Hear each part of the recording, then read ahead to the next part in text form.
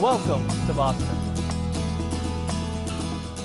As one of the oldest cities in the United States and the birthplace of the American Revolution, Boston has helped define a nation. We have almost 400 years of history, culture, and innovation to cover in just 5 minutes. We better get moving. The history of Boston begins in 1630, just 10 years after the Pilgrims landed at Plymouth Rock. Boston was the site of major events in American history, including the Boston Tea Party and the Boston Massacre, which occurred right here where I'm standing today. It was just outside the city of Boston where General George Washington first took command of his troops.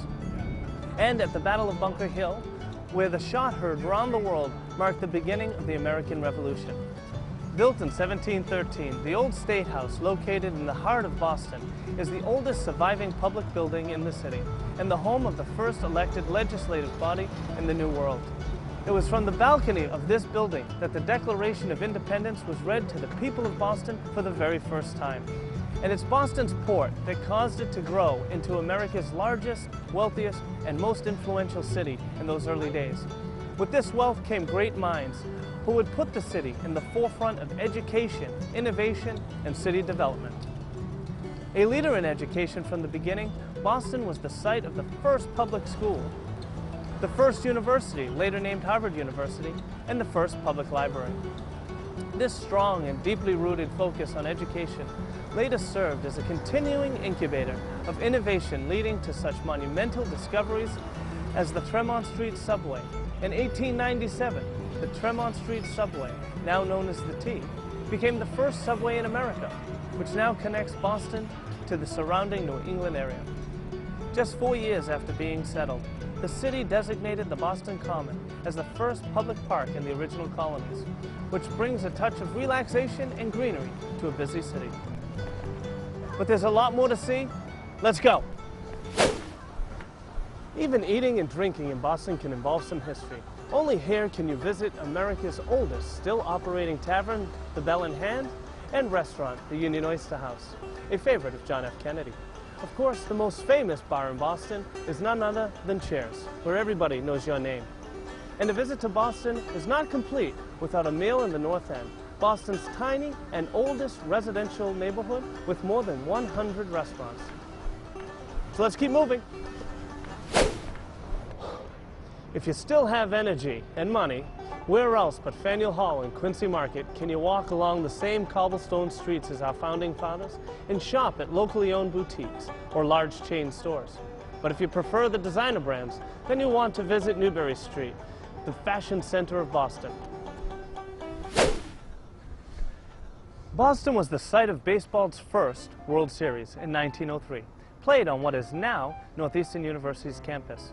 Boston is also host to the world's oldest annual marathon, the Boston Marathon.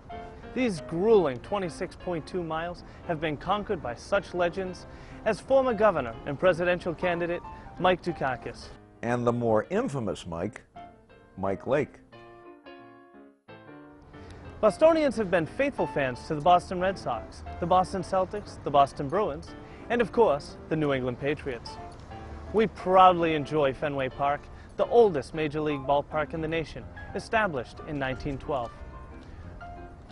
Further shaping Boston's culture are the plentiful museums, concert halls, and theaters, ranging from the Museum of Fine Arts and the Institute of Contemporary Art to the Museum of Science, to the John F. Kennedy Presidential Library, to Boston's Symphony Hall. But for the more sophisticated visitors, we also have my favorite, the Boston Children's Museum. There's much more to see. Let's keep moving. Today, the Boston area is home to 66 colleges and universities, the largest concentration of such institutions in the world. Approximately half of Boston's population is comprised of students who need jobs and an affordable cost of living after they graduate, which is one of the greatest challenges facing the city and its people. Like all cities, Boston continues to face challenges, including converting existing buildings to green standards, increasing investment to maintain and expand transportation infrastructure, and, as I mentioned, retaining residents.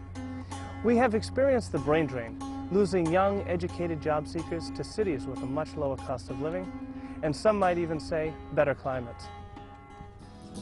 But Boston would not be the world-class city it is today had it not been for its trials and triumphs over the last 400 years. Among the city's greatest modern successes are the increase in the supply of affordable housing through smart growth zoning overlay legislation, the economic development through the attraction of high-technology industries, the on-time, under-budget completion of Deer Island, America's second-largest wastewater treatment facility, and of course, the extraordinary ambition of the Big Dig. I don't know about you, but I'm exhausted. With so much more to learn and experience, you'll have to come back and visit real soon.